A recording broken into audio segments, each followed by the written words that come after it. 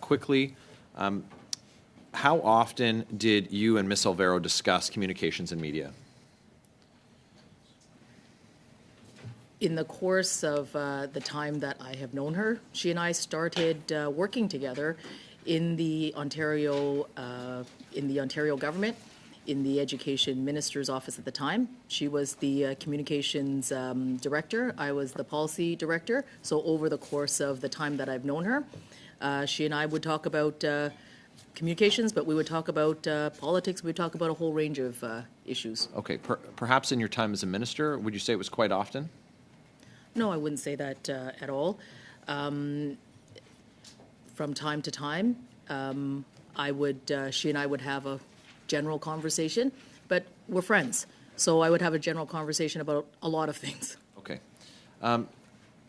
We were told when your deputy minister appeared that your department has about 100 communications public servants. Is that correct? That's what the deputy shared. That would be correct. Okay. How many political exempt or political comms staff do you have that report to your chief? 4. 4? Okay. And they're all pretty good at their jobs? I would say that everyone is professional and capable and carry out their duties well. Okay. So at about 9:45 last night, members of this committee received the documents that we'd requested. So it was about 10:30 last night that our staff would have been looking them over in anticipation of your appearance this morning. Did you know that they were going to be tabled at last night? I did not. I understood that we would be in compliance with the request of this committee. Indeed, you were. The time was the time of day in for an 8:45 committee appearance. I would characterize as unfortunate. Do you understand that disclosure to be complete? That is 100%. It includes, as was the document production order as it listed, 100% of the work product per your 2 contracts with Pomp and Circumstance and Ms. Alvaro? What I know is that we are in compliance with the motion of this committee with respect to document production. Okay. What in the work that Ms. Alvaro did for you, and perhaps in 30 seconds or less, could you characterize as work that was done that the 4 political staff or 100 public servants could not do for you, did not have the expertise to do?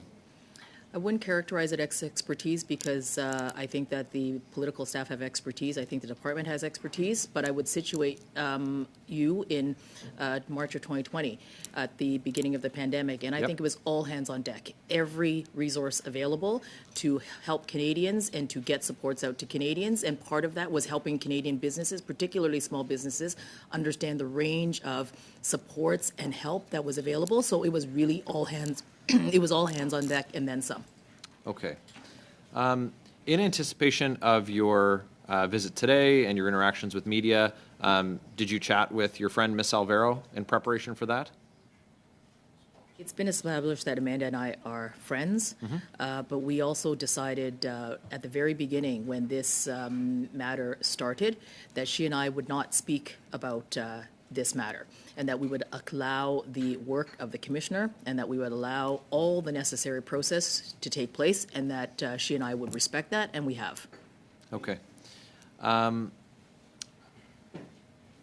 It's really important that Canadians are able to have confidence in their public institutions and their public officials.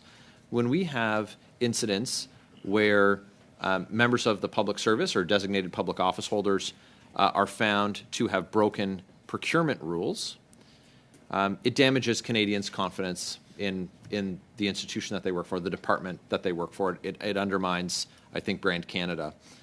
Do you think that when federal ethics or procurement rules are violated, that there should be restitution made, that taxpayers should be made whole for the wrongdoing? I can speak to my circumstance as it relates to this particular matter that the Commissioner examined. And as I said in my opening remarks, I believed that I did and that we did comply with the rules because the requirements for Treasury Board guidelines were fulfilled, and the Commissioner indeed ruled that it was my recusal that is the error, to which I accept. Okay. And for that, I accept, and I've put measures in place to ensure that this does not happen again. Minister, I have 30 seconds left, so I have two questions. So, furthering the interests of your friend is not in compliance with the rules, and with respect to having public, maintaining public confidence. Do you think that taxpayers should be reimbursed, and do you think that to ensure Canadians' confidence and to uphold ministerial accountability, that you should remain in cabinet? Do you think that your resignation is warranted in this case? I think that in this case, I've already said that that I have made an error, and that I have a lot of work to do. I have taken active steps to ensure that something like this will not happen again.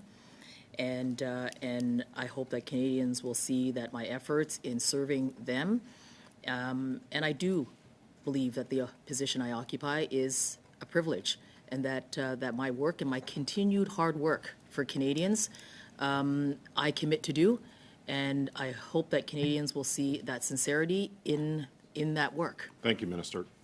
We're now going to go to Ms. Hepner. You have 6 minutes. Thank you, Chair, and I want to thank the Minister for being here today without hesitation to answer our questions. I think it takes a lot of courage to immediately admit that you made a mistake and to commit to ensuring that the same mistake won't happen again.